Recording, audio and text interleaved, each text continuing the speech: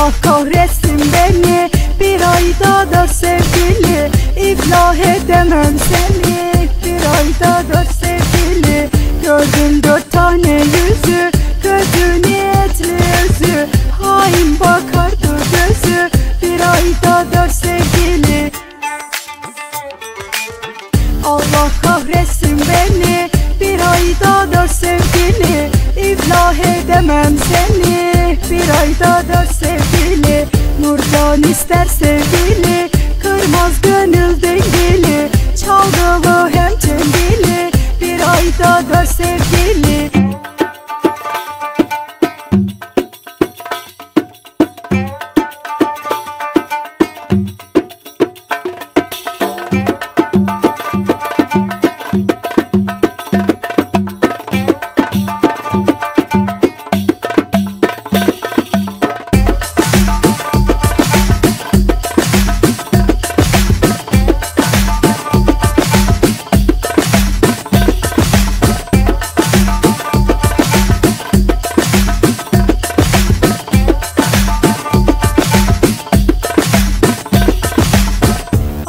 Kahretsin beni, bir ayda 4 sevgili, iflah edemem seni. Bir ayda 4 sevgili.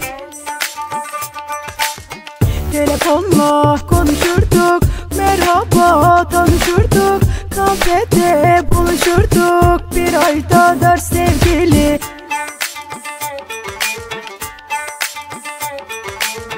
Allah kahretsin beni, bir ayda 4 sevgili, iflah edemem seni. Bir ayda 4 sevgili, gördüm 4 tane yüzü, kötü niyetli yüzü, hain bakardı gözü.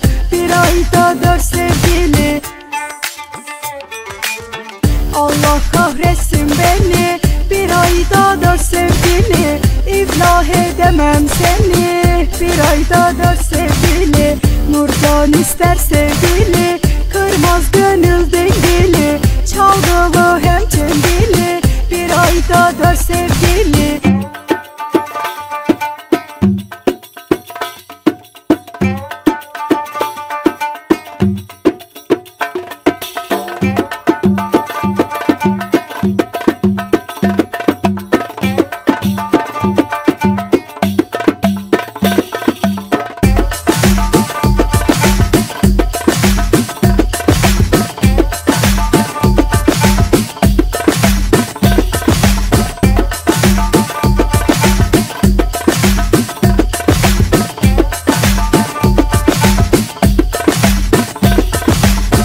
Allah kahretsin beni,